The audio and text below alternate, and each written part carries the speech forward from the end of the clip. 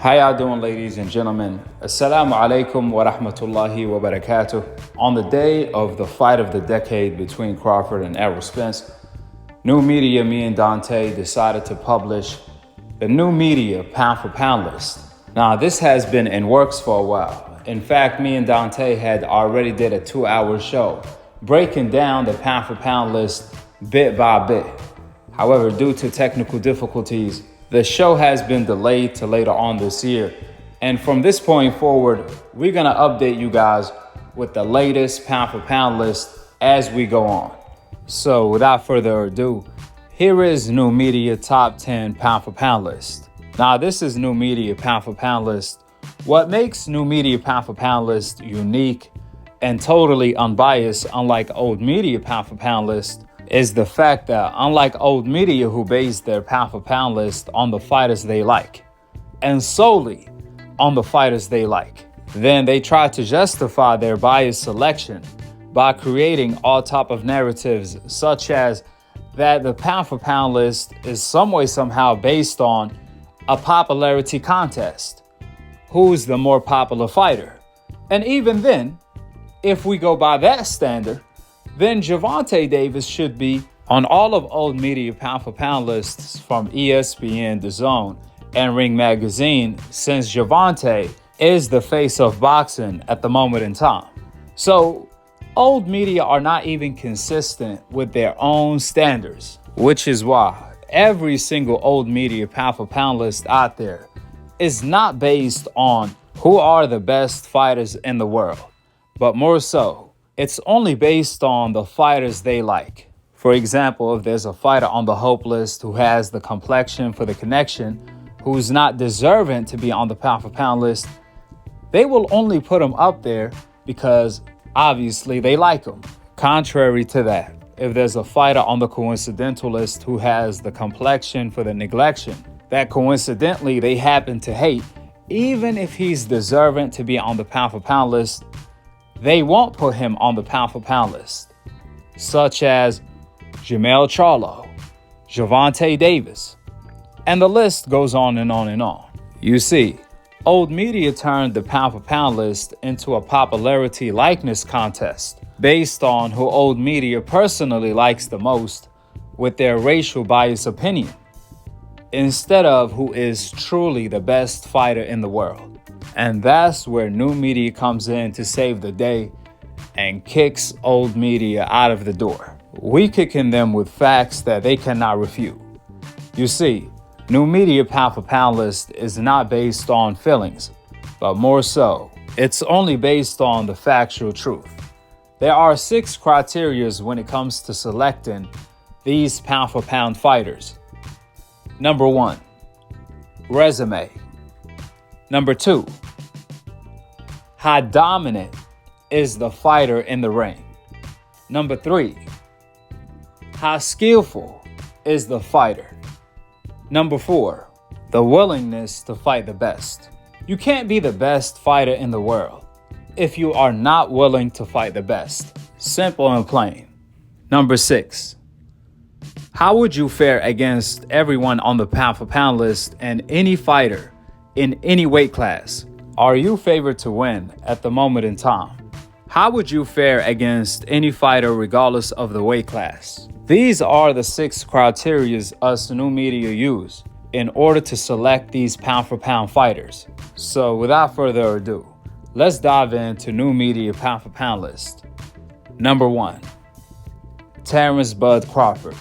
Crawford has been pound for pound number 1 since Floyd Mayweather and Andre Ward retired, which speaks to the longevity of Crawford. He has been kicking ass at the highest level for over a decade, stopping nearly everyone. We talk about Crawford as the best fighter in the world. However, he's also one of the hardest punchers pound for pound. In addition to that, he has the best killer instinct. Usually, if Crawford gets you hurt, he's gonna get you out of there. You can ask Shawn Porter that, who has never been stopped before. Crawford has stopped every single opponent for the past 6 years, and we're talking about killers. From Shawn Porter to Kell Brook, Mean Machine, Beterbiev, Jeff Horn, Amir Khan, Flex Diaz, Gamboa. So when you talk about Crawford, he has one of the deepest resumes in the sport of boxing. From Postal, Prescott, Ricky Burns, and all of the fighters I just mentioned. You see, Jeff Horn gave Pacquiao hell. Porter gave Errol Spence hell. Even Kell Brook. But when it comes to Crawford, he has never had a close fight, which speaks volume to his dominance, especially after mentioning the fighters he beat. After all, we talking about a 3-division champ and an undisputed former champion who made it a trend to become undisputed. He was the first one to do it since 13 years. And tonight, if he wins against Errol Spence, he's going to end up becoming the first 2 times undisputed champion in the 4 belts era. Number 2, Errol Spence Jr. See, there's a misconception that a pound-for-pound fighter has to move up in weight. But wait a minute. What if this fighter we talking about happens to be in the deepest division in boxing? Why will he move up in weight if he can still make the weight and there's unfinished business in his own division? Why will he move up to another division that happens to be weaker than his division? That doesn't make a whole lot of sense. Pound for pound was created for the fighters that already watched their weight class and had to move up to another weight division because they had nobody else to fight, or they just happened to be in a weak division, so they were forced to move up in a division anyways. However, that's not the case for Errol Spence. If he can still make 147, obviously he has Crawford tonight. But then you have Jaron Ennis and so much deep talent in the welterweight division. Pretty much Errol Spence could campaign at 147 his entire career if he can, and still become pound for pound number 1 if he keeps on winning, especially tonight.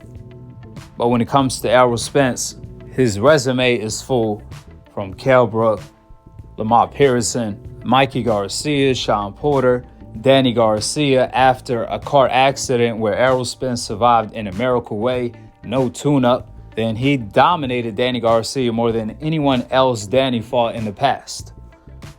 And after an eye injury, Errol Spence also came back and beat Ugas, dominated him, then stopped him. Errol Spence has always dominated every single fighter he fought except of Sean Porter, and even that fight, it was a classic war that Errol Spence clearly won. So, without a doubt, Errol Spence is pound for pound number 2 at the moment in time. He's been pound for pound. Even according to old media, Errol Spence has been top 5 pound for pound before Andre Ward even retired, which the fight tonight is truly a legendary one. A fight we haven't seen for over 30 years to 40 years in the sport of boxing.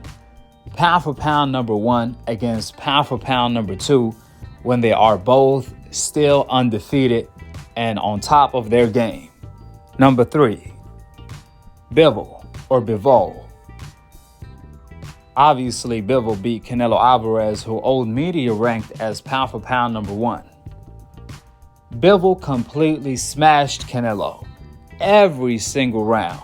Matter of fact, every single minute of every single round. I mean, Bivol beat Canelo so bad that Canelo disactivated his rematch clause. Canelo had no hope that he could beat Bivol because Bivol was just too skillful. Then Bivol right after that came back and beat Gilberto Ramirez, who was 43-0. Gilberto Ramirez came in as a heavyweight on the night of the fight, and Bivol showed to the world that skills pay the bills. Size do not pay the bills. Additionally, Bivol is a super champ. See, the super champ title came along back in the day for the fighters that defended their title over 10 times. And that's Bivol. He defended his WBA title over 10 times already. And he has never had a close fight. And this was against really good fighters such as Gilberto Ramirez, Canelo, Barrera, Smith, so on and so forth. So without a doubt, Bivol is number 3. Number 4, Inoue. The speed, the power, the skill, and the dominance in the ring is something to behold. Inoue proved the doubters wrong. I'm happy to be one of them when he knocked out Fulton, because he didn't just knock out Fulton, he dominated Fulton, schooled him, then knocked him out. That was highly impressive, since Inoue didn't have a good resume, which is a big portion to be this high up on the pound for pound, since he don't have any good competition in his weight classes. The best name Inoue beat was Donaire, which was a washed up version of Donaire, who was 39 years old. Now, Donaire gave Inoue a good fight in the first fight. However, in the second fight, he got knocked out. So we couldn't tell how good Inoue is due to the fact that he's missing that element called good competition. However, as he's moving up in weight, he is finding good fighters to fight, such as Fulton. And without any hesitation, Inoue fought Fulton and, more impressively, dominated him, then knocked him out. But outside of Fulton, Inoue doesn't have any other name on his resume, which is the only knock on Inoue at the moment in time. That's why we have Bivol as number 3 over Inoue. However, like I said before, as Inoue moves up in weight, I'm pretty sure he's going to find better competition and prove himself. Number 5, Devin Haney, the youngest undisputed champion in the 4 belts era, in what happens to be the deepest division in boxing today. And he already has one of the best resumes in the sport, from Linares, Jojo Diaz, Kambosos, and Lomachenko. And next, he fighting Regis. So at 24 years old, Devin Haney has proved himself time and time again. Devin Haney goes out of his way to fight the best. He is the smoke. Usually someone has to come get a portion of the smoke from Devin Haney. That's how willing Devin Haney is to fight the best. He also dominated every single opponent except Lomachenko. Devin Haney has been so dominant in the ring that as soon as Devin Haney lost 4 rounds against Lomachenko, all of a sudden the haters and the doubters claimed he lost the fight, when in fact Devin Haney won 8 rounds to 4 or 9 rounds to 3. Devin Haney was fighting the commentators, the fans that was booing him as soon as he walked in the ring, and Lomachenko. At the moment in time, Devin Haney is projected to be the most hated fighter in the world, like Floyd Mayweather used to be, or still is, as he has the potential to be the next Floyd, the next pound for pound number 1, which is what old media and the decavs hate the most. Devin Haney at 24 years old, he's already undisputed. Has the likes of Lomachenko, Kambosos, Jojo, Linares, Gamboa on his resume. Devin Haney already defended his WBC title 7 times already. He flew to Australia twice to unify to become undisputed. And now he's fighting Regis next at 140 to become a 2-division champ. He's doing all of this only at 24 years old, which is highly impressive. Number 6. Jamel Charlo, the undisputed champion at 154, the first one to ever do it in the 4 belts era, who has knocked out every single champ in order to get the job done. The fans say they love knockouts. Well, Jamel Charlo is delivering it to them at the highest level. He beat the likes of Gabriel Rosario, Vince, Jackson, Charles, Lubin, Austin Trout, Tony Harrison, Rosario, and Brian Castano. Now he's daring to be great, moving up 2 weight divisions, 14 pounds, in order to fight Canelo Alvarez. So without a doubt, Jamel Charlo is number 6 on the pound for pound list. He earned that spot. Number 7, Usyk. He's a 2-division champ, a former undisputed champ at cruiserweight and the unified champion at heavyweight today. Now, even though Usyk fought in a weak division, one of the weakest divisions in boxing, to become undisputed at cruiserweight. However, he made that up when he moved up to heavyweight to beat Anthony Joshua, not once, but twice. Number 8, Gervonta Tank Davis, one of the most unique fighters we have ever seen in the sport. He beat the likes of Pedraza, Pitbull Cruz, Rolly, Barrios, Leo Santa Cruz, Hector Garcia, and Ryan Garcia. He beat them in different weight classes and in different ways. Gervonta is the hardest hitter, if not one of the hardest hitters in the sport of boxing.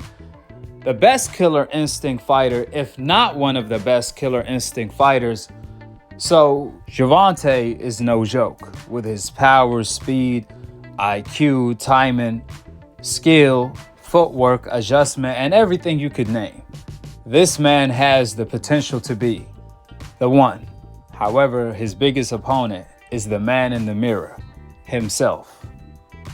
Number 9, Shakur Stevenson, a 2-division champ, one of the most skillful, dominant, with the best defense and offense ratio in the sport, just like Floyd Mayweather used to be. Shakur is one of the best fighters, hands down. He's one of the 3 kings: Devin Haney, Gervonta, and Shakur Stevenson. He has the potential to be pound for pound number 1 also. He already beat the likes of Diaz, Joet, Oscar Valdez, Herring, and Ken Stachiao, so he already got a good resume. Therefore, Shakur is going to climb up the pound for pound ladder real fast in the near future. Last but not least, number 10, Beterbiev, 100 knockout percentage. But we don't even need to talk about his power because he got skills. This man was an Olympian, and he outboxed, then knocked out Joey Smith Jr. in a unification. He beat Yard, Marcos Brown, and Oleksandr Usyk. Oleksandr was so good back in the day when Beterbiev beat him, he was looked at like Bivol. So, make no mistake, Beterbiev is without a doubt one of the best fighters in the world and one of the scariest punchers in the world. This is New Media Top 10 Pound for Pound list, and why? Be on the lookout for part 2 real soon, which eventually I'm gonna post it in the comment section below if you're watching this video after the fact, with the facts being laid out. This is your brother AKHi. Drop your thoughts in the comment section below. Subscribe below. And to be continued on the next episode of AKHi TV. Peace out. Wa alaikum assalam wa rahmatullahi wa barakatuh.